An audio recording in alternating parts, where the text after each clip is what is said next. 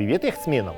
Морские узлы не только дань многовековой морской традиции, но и практический навык и сегодня необходимый каждому яхтсмену и применимый в повседневной морской практике.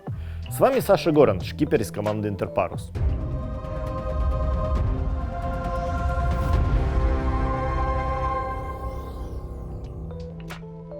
Самые древние узлы были найдены на территории Финляндии и Греции. Они датируются неолитом. К первому веку нашей эры относятся самые ранние из известных справочных пособий по завязыванию и применению узлов. И все же, самый взрывной рост искусства завязывания узлов получило с развитием парусного флота в эпоху Возрождения. Существует великое множество морских узлов, и сейчас мы поговорим о 7 самых необходимых яхтсмену морских узлах. Первый в нашем списке – король. Король морских узлов, беседочный узел. Первым делом мы делаем вот такой глазок. Берем ходовой конец. И если ходовой конец проходит сверху, то мы запускаем его снизу. Дальше по диагонали оплетаем коренной узел. И пропускаем его обратно. Главное, следите, чтобы эти веревочки шли параллельно. Второй, простейший из морских узлов, прямой узел. Прямой узел завязывается очень легко. Мы берем два конца, перебрасываем в одну сторону, потом в другую.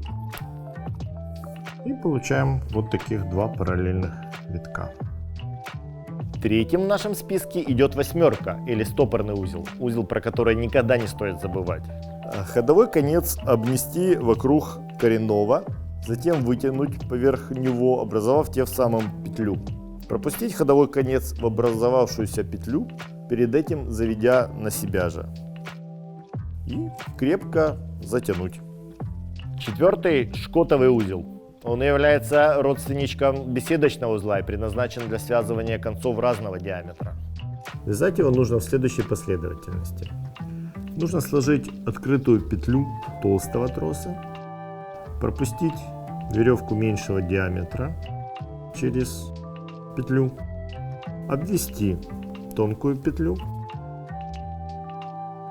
под себя и еще раз, чтобы вот эти два витка были параллельны.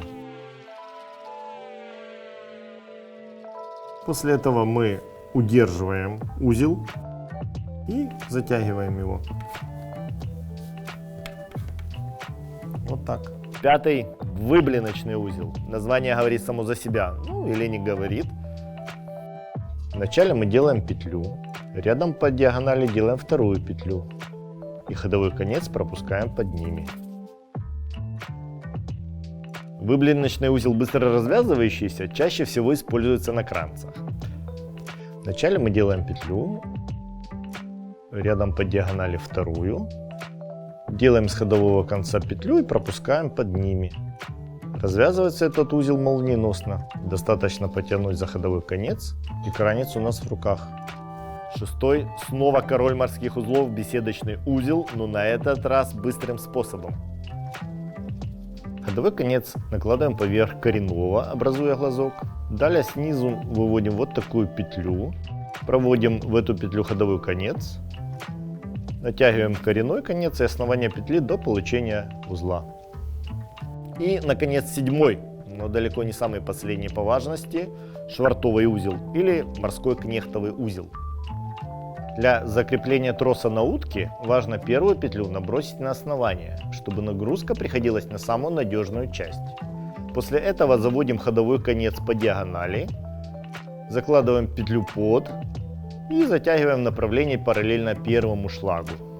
Более подробно технику завязывания каждого из них мы разбираем в отдельных роликах, которые вы найдете на нашем канале. Итак, мы с вами разобрали 7 важнейших морских узлов.